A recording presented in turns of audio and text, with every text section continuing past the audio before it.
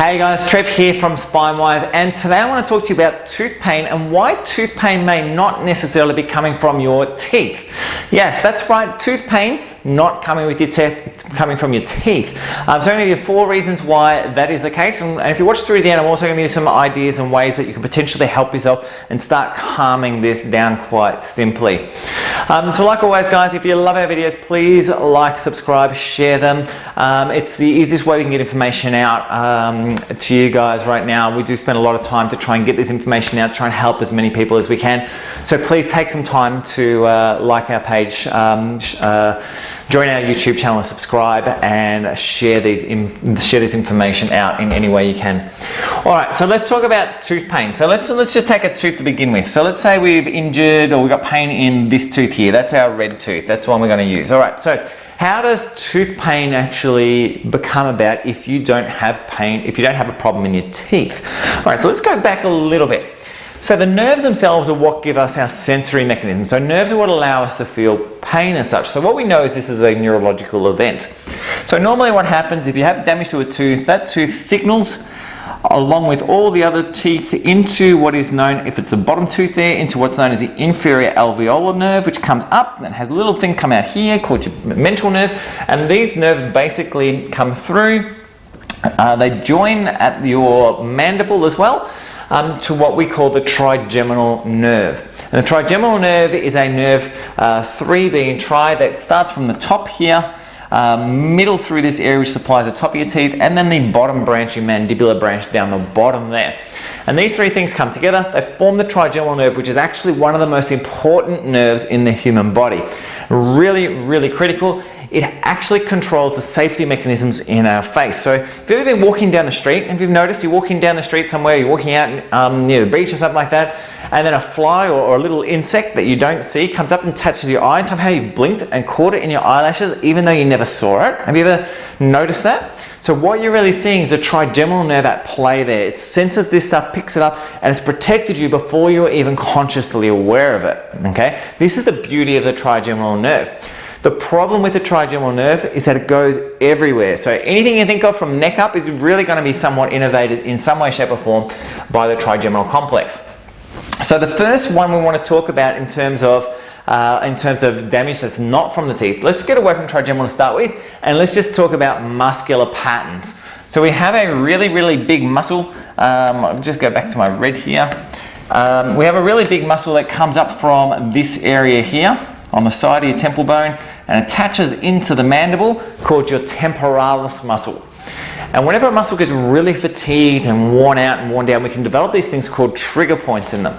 And what we know is that trigger points in the temporalis can actually refer pain down into your teeth. Now we tend to see it more with pain in the top teeth than the bottom teeth, but it is quite common for people to develop tooth pain as a result of muscle problems and trigger points in those muscles, especially the temporalis. Temporalis is a really common one, but there's a whole lot of different muscles that can do that. Let me change my color back to green here. Next one I want to talk about is problems with the jaw itself. So what we call TMJ, or temporomandibular disorders, TMD. And when we have a problem with TMD, the issue we have with that right through this area here is that as the jaw gets jammed up and we get movement changes, we get irritation to the trigeminal nerve. And the problem when we get irritation to the trigeminal nerve, as I said, is that the brain starts getting confused where information is coming from. So imagine that we've got an old school homemade telephone. Remember being a kid making these things up? So you have a tin can on this side, a tin can on that side, we put a string down it, and let's say we stand 20 meters apart and we yell really loud at each other. And when we do that, you can hear in the tin can and I can hear in the tin can what each of us is saying. But if someone comes along halfway through and they just start flicking the string, both of us start hearing dunk, dunk, dunk, dunk, dunk. You presume that it's me, I presume that it's you. And this is what's happening with the trigeminal complex. So what happens is when we get irritation to the trigeminal nerve, the brain thinks, hey, this fiber or this component of this nerve is actually tied in with this tooth. So it starts presuming that the dunk, dunk, dunk noise is coming from that tooth and that there's a problem with that tooth. Okay, so it's like, kind of like a little bit of a confusion. So irritation along the path can create that. And the biggest one that does that is the jaw itself. That's a really, really common one. The next one we talk about is the upper cervical spine. So when we start looking at the upper cervical spine, the trigeminal nerve actually has its home, its body, where it comes from, that lives in that upper part of the spine and in the brainstem as well. So if we're getting changes in the upper part of your neck, this can create irritation to the trigeminal complex and again can create that whole pattern that we see and alter the trigeminal complex. So that's 3. So number 1, we've got our temporalis muscle and other muscles in the area. Number 2, the jaw. Number 3, the neck. The 4th one is a little bit different, and that is that if you've happened to damage the trigeminal nerve somewhere along the teeth themselves, so you may have had some dental work done, such as a filling, a root canal, you've had tooth extracted, maybe you've had orthodontics done.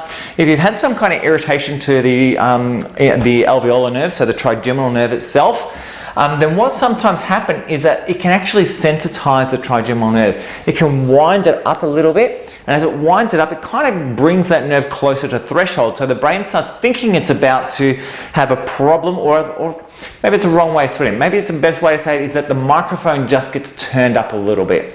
And as the microphone gets turned up a little bit, now it doesn't take as much noise to set it off. It's like, imagine that you're home, you just had a really busy day, you're just exhausted, and other kids are making noise and you just want them to be quiet.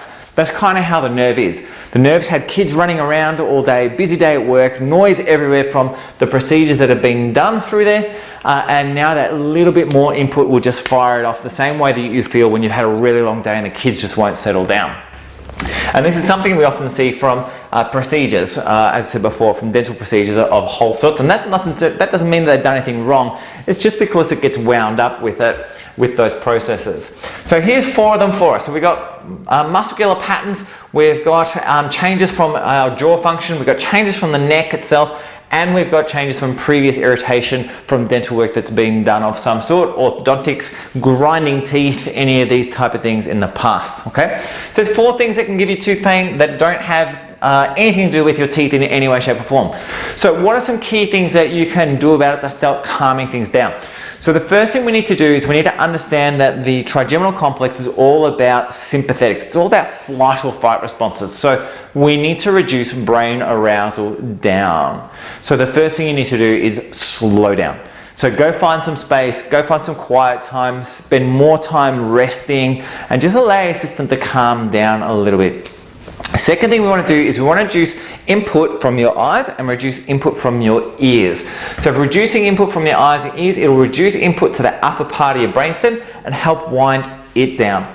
So the big things visually that we hear, or I should say big things visually that we see being problems with people, are vertical scrolling. So the use of things like phones, when we're scrolling vertically, tends to really affect it. The other big thing that we often see that has a huge bearing on it is flashing lights, bright flashing lights. So things like fluorescent lighting can have a big influence on these things. Even things like the use of computer screens, tablets, these type of things can have a big thing. So we want to start removing ourselves from tech. The third one is auditory. So we want to calm down. So multiple noise sources seems to affect a lot of people. So get only one source of sound on and turn all the other sounds off to let it calm down. There's a whole lot of different supplements we can use as well which help it. So things like PEA, andrographis, cacao nibs. These things are commonly things that we see that help wind that mechanism down. I'm not saying there's a ton of research on it or anything, but these are things that we've commonly seen wind it down that make a huge difference. And also we want to get inflammation down. So we want to get the sugar content down out of your diet just to try and give you a little bit of relief and help calm this area down. Either way though guys, we need to make sure that these 3 things have been affected and have been corrected to ensure that we're not getting constant irritation. The one thing we don't want to do is have you in a situation with your mouth is open for a long period of time and we're getting a lot of procedures done and things like that. We need to make sure even when we're looking through the jaw, we're not going intraorally stimulating muscles. We do it all externally to try and just reduce the input into that nerve. When it comes to trigeminal irritation and neuropathies like this, we just need to take a very slow, steady approach because the first thing we need to be careful of is not firing off and making things worse, which is very easy to do. Anyway guys, if you have any questions of that, you want any more information, I've got a ton of videos on different things that we use with migraine, which is a very similar pattern as well that may help you as well. But if you have any other questions, you want any more information, just post down and just comment nerve below, and I'll help you in any way, shape or form I can. Or otherwise, if you don't want to do that, just send me a message. Happy to help out in any way I can. I'm always sending information out to people all over the country just to make sure that they get some help in some way, shape or form. But likewise, do me a favor though, please like, share this video, subscribe to our channel. All these things help us in any way and every way they possibly can, and we can get our information out to more and more people, which helps everyone more and more every day. Anyway guys, that's it for me for now. If you have any questions, just post them up or send me a message. Otherwise, I shall catch up in the next vid. Bye for now.